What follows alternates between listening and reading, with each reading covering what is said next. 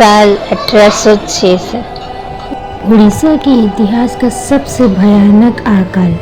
इस उड़ीसा की धरती पर मौत का साया छा गया था। बारिश ने तो जैसे मुंह ही मोड़ लिया था।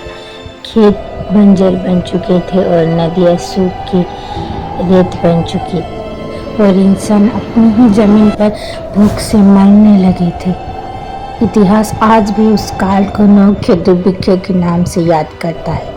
आज भी जब उस काल की याद आती है तो रोंगटे खड़े हो जाते हैं। तो चलिए जानते क्या हुआ था 1866 में। 1865 के अंत और 1866 की शुरुआत में उड़ीसा ने ऐसा सूखा देखा जैसे पहले कभी नहीं हुआ था। किसान आसमान को उम्मीद से देखते थे, लेकिन बारिश ने कोई दया नहीं दिखाई। ले जल गए, मिट्टी बंजर बन गई और अनाज का एक भी दाना नहीं उगा। उस समय भारत पर अंग्रेजों का राज था। उड़ीसा बंगला पर प्रेसिडेंसी के अधीन था। जो भी फैसला होता था अंग्रेजों के हुक्म पर ही होता था। लोग भूख से मर रहे थे और गोदाम में अनाज भरा पड़ा था, फिर भी अंग्रेजों ने अनाज भेजने में हफ्तों देर कर दी थी, क्योंकि उनके लिए उड़ीसा के लोग सिर्फ आंकड़े थे, इंसान नहीं। दिन बीतते गए, हालात बस से बदतर होते गए। सैकड़ों गांव खाली हो गए। लोग पेड़ों के पत्ते, जड़े, यहाँ तक कि मिट्टी तक खा रहे थे। कहा जाता है कि इस अकाल में 10 लाख से ज्यादा लोग मारे गए।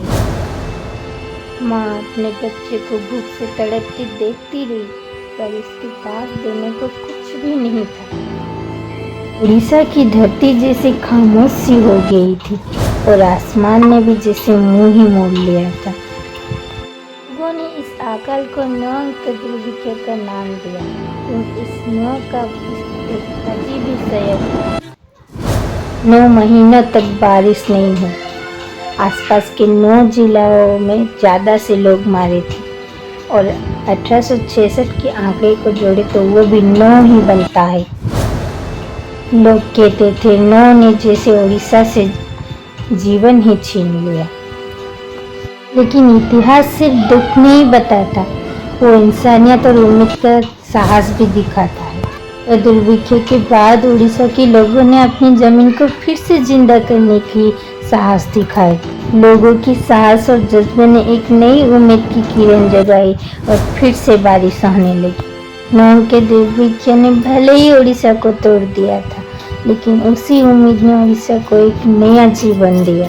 जब कोई भी इस कहानी को सुनता है, याद करता है, तो सिर्फ मौत नहीं, जज्बे, उम्मीद और साहस की नई सीख याद आती है।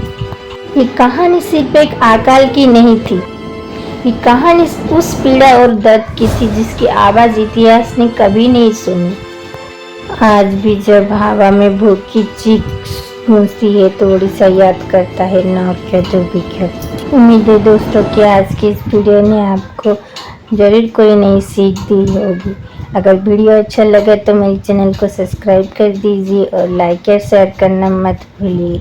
मिलते हैं अगली एक वीडियो में, तब तक के लिए जय हिंद, जय भारत।